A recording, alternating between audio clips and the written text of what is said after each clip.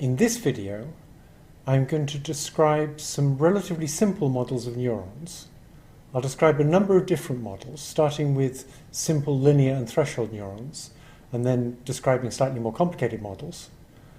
These are much simpler than real neurons, but they're still complicated enough to allow us to make neural nets that do some very interesting kinds of machine learning. In order to understand anything complicated, we have to idealize it. That is, we have to make simplifications that allow us to get a handle on how it might work. With atoms, for example, we simplify them as behaving like little solar systems.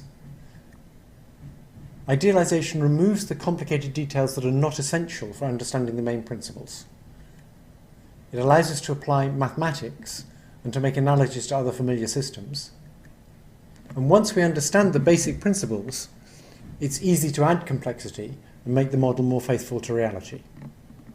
Of course, we have to be careful when we idealize something not to remove the thing that's giving it its main properties. It's often worth understanding models that are known to be wrong, as long as we don't forget they're wrong. So, for example, a lot of work on neural networks uses neurons that communicate real values rather than discrete spikes of activity.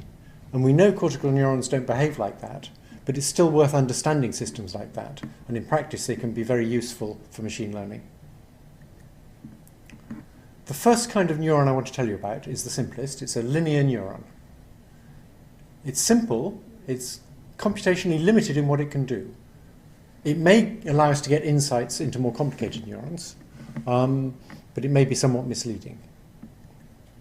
So in a linear neuron, the output y is a function of a bias of the neuron, b, and the sum over all its incoming connections of the activity on an input line times the weight on that line. That's the synaptic weight on the input line. And if we plot that as a curve, then if we plot on the x-axis the bias plus the weighted activities on the input lines, we get a straight line that goes through 0.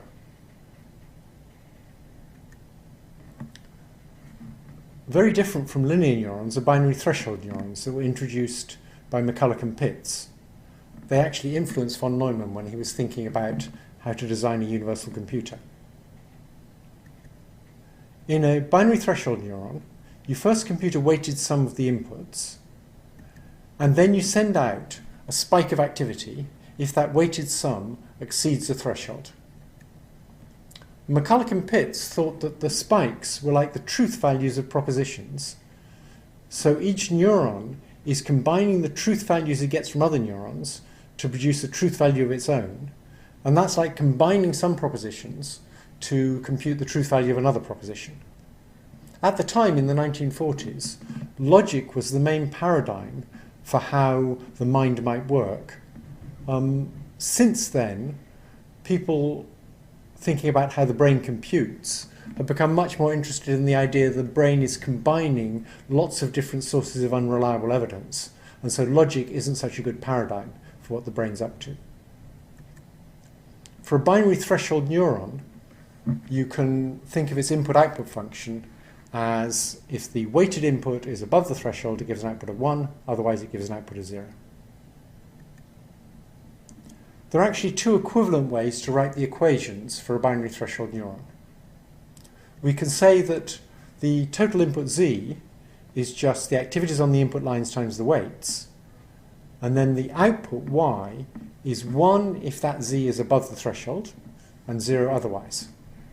Alternatively, we could say that the total input includes a bias term, so the total input is what comes in on the input lines times the weights, plus this bias term, and then we can say the output is 1 if that total input is above 0 and is 0 otherwise.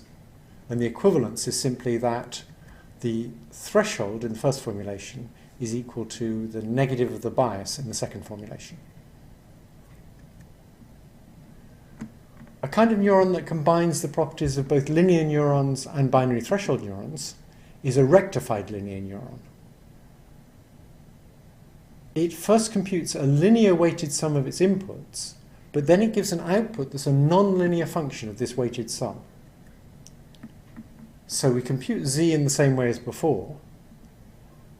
If z is below 0, we give an output of 0. Otherwise, we give an output that's equal to z. So above 0 it's linear, and at 0 it makes a hard decision. So the input-output curve looks like this. It's definitely not linear, but above 0 it is linear. So with a neuron like this, we can get a lot of the nice properties of linear systems when it's above 0. We can also get the ability to make decisions at 0. The neurons that we'll use a lot in this course, and are probably the commonest kinds of neurons to use in artificial neural nets, are sigmoid neurons. They give a real valued output that is a smooth and bounded function of their total input. It's typical to use the logistic function, where the total input is computed as before, as a bias plus what comes in on the input lines weighted. The output for a logistic neuron is 1 over 1 plus e to the minus the total input. If you think about that, if the total input's big and positive, e to the minus a big positive number is 0, and so the output will be 1. If the total input's big and negative, e to the minus a big negative number is a large number, and so the output will be 0. So the input-output function looks like this. When the total input is 0, e to the minus 0 is 1, so the output's a half. And the nice thing about a sigmoid is it has smooth derivatives. The derivatives change continuously, and so they're nicely behaved, and they make it easy to do learning, as we'll see in lecture 3. Finally, the stochastic binary neurons. They use just the same equations as logistic units. They compute their total input the same way, and they use the logistic function to compute a real value, which is the probability that they will output a spike. But then instead of outputting that probability as a real number, they actually make a probabilistic decision, and so what they actually output is either a 1 or a 0. They're intrinsically random. So they're treating the p as the probability of producing a 1, not as a real number. Of course, if the input is very big and positive, they will almost always produce a 1. And if the input's big and negative, they'll almost always produce a 0. We can do a similar trick with rectified linear units. We can say that the output, this real value that comes out of a rectified linear unit, if its input is above 0, is the rate of producing spikes. So that's deterministic. But once we've figured out this rate of producing spikes, the actual times at which spikes are produced is a random process. It's a Poisson process. So the rectified linear unit determines the rate, but intrinsic randomness in the unit determines when the spikes are actually produced.